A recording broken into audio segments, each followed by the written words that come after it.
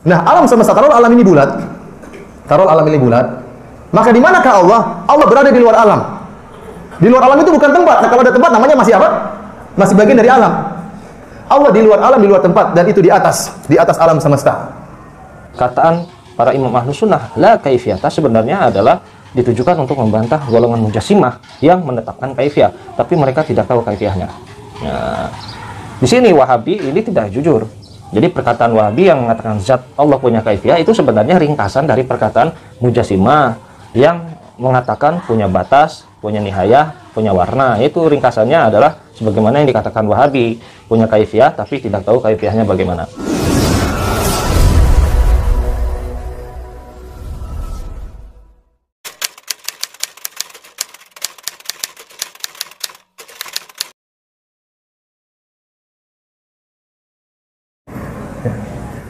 Baik, di antara syubhat mereka, syubhat yang paling inti, kata mereka begini. Ini musibah terakhir ya, sebelum kita buka tanya jawab. Kata mereka, dulu Allah sendirian, belum ada makhluk, belum ada tempat, Allah belum menciptakan tempat. Nah sekarang Allah pun demikian, dulu Allah tidak menciptakan tempat dan Allah sudah ada dan Allah tidak butuh kepada tempat. Sekarang setelah Allah menciptakan langit, menciptakan arsy, menciptakan seluruhnya, Allah juga tidak bertempat sebagaimana sebelum Allah menciptakan apa? Tempat. Nah, kalau kamu mengatakan Allah di atas arsy berarti Allah bertempat kepada arsy. Ini kata mereka, ya. Dan Allah padahal maha suci dari tempat. Tidak ada boleh ada tempat yang mengitari Allah. Ini dalil mereka, logika mereka yang sering mereka sampaikan. Kita bilang pernyataan Allah tidak butuh kepada tempat benar, dan sampai sekarang Allah tidak butuh kepada tempat. Oleh karenanya Ibnu Rushd, Ibnu Taimiyah dan para ulama menjelaskan, Imam Ahmad juga menjelaskan bahwasanya Allah Subhanahu wa taala di luar alam. Kalau kita bayangkan alam, jangan antum bayangkan, jadi alam itu apa? Alam itu selain Allah, ya kan? Allah dulu sendirian, kemudian Allah menciptakan apa? Alam. Nah, alam semesta, taruh alam ini bulat. Taruh alam ini bulat. Maka di manakah Allah? Allah berada di luar alam. Di luar alam itu bukan tempat. Nah, kalau ada tempat namanya masih apa? Masih bagian dari alam. Allah di luar alam, di luar tempat, dan itu di atas alam semesta. Di manakah itu? Tidak di mana-mana. Artinya Allah ke arah atas dan Allah tidak di suatu namanya ruang hampa, enggak ya. Allah pokoknya di luar alam. Segala tempat yang kita takdirkan, yang kita pikirkan itu bagian daripada alam. Setelah alam ada Allah Subhanahu wa taala. Allah di luar alam. Jadi jangan kita bayangkan berarti kalau kita mengatakan Allah di atas arsy melazimkan Allah itu berada di suatu tempat. Tidak demikian. Tetapi Allah di atas melazimkan Allah berada di luar alam semesta ini, dan semua yang dinamakan tempat baik ruang hampa dan yang lainnya adalah bagian daripada alam semesta. Bagaimana ya tidak bisa kita bayangkan. Wong antum saja tidak tahu di mana ujung langit.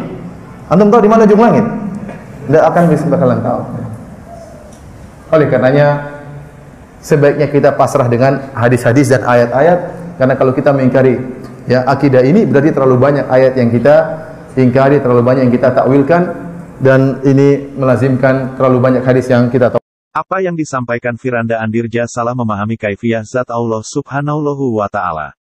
Pernyataan Firanda Andirja menyalahi ilmu ulama salaf soleh. Apa yang disampaikannya bahwa mengatakan Allah berada di luar ruang alam semesta tapi bukan ruang alam hampa.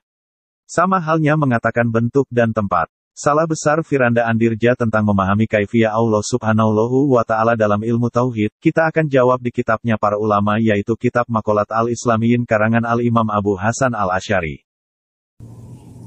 Kali ini saya akan menjelaskan tentang kaifiyah.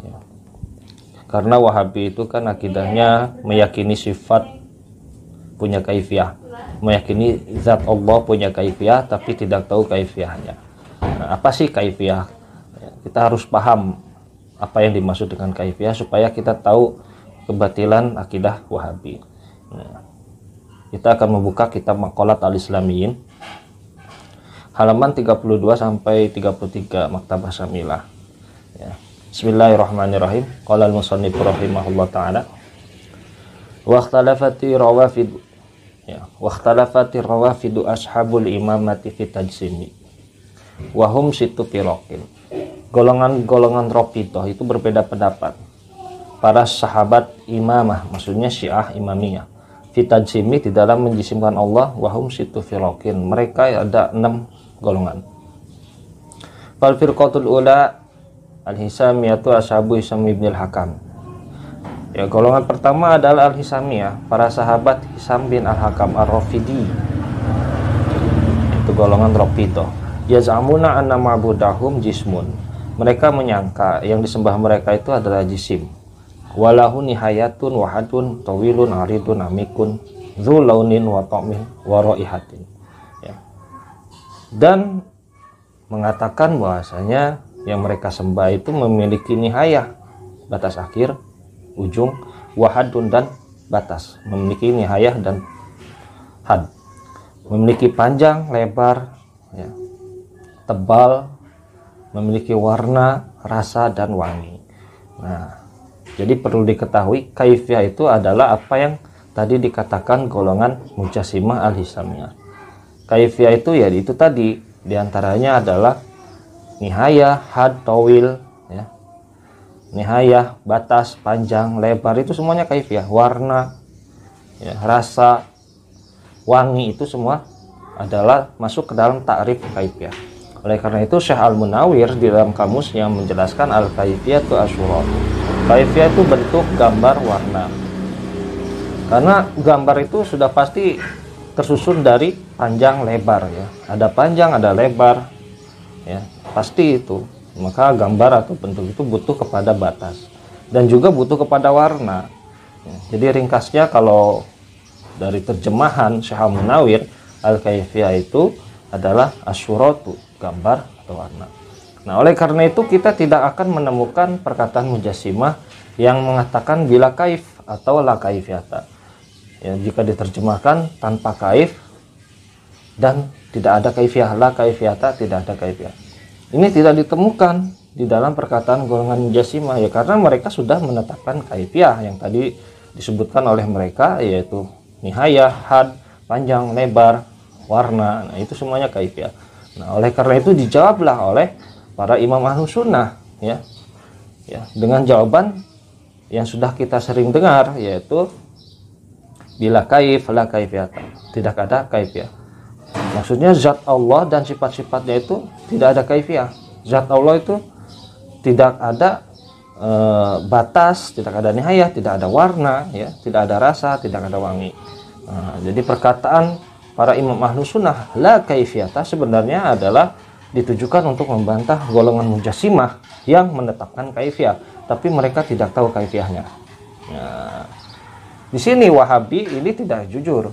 Jadi perkataan Wahabi yang mengatakan zat Allah punya kaifiyah itu sebenarnya ringkasan dari perkataan Mujassimah yang mengatakan punya batas, punya nihayah, punya warna. Itu ringkasannya adalah sebagaimana yang dikatakan Wahabi, punya kaifiyah tapi tidak tahu kaifiyahnya bagaimana.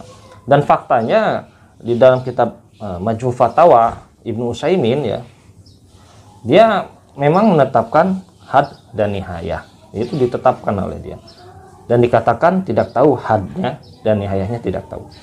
Jadi jelas, ya, jadi akidah Wahabi itu sebenarnya mengikuti Mujassimah, hanya saja dari segi perkataan mereka diringkas tidak dijabarkan, ya. Jadi ustadz-ustadznya ini tidak mau menjabarkan atau menjelaskan secara terperinci, secara jelas. Karena kalau misalkan dijabarkan nanti akan menyamai perkataan golongan Mujassimah, nanti nggak ada yang mengikuti. Jadi mereka itu bersembunyi di balik ketidaktahuan orang-orang awam. Makanya disinilah kita pentingnya wajib mengaji. Jadi mereka itu ternyata sama dengan golongan Syiah Rafidah, ya, yang menetapkan kaifiyah tapi tidak tahu kaifiyahnya bagaimana. Allahu a'lam bishawab.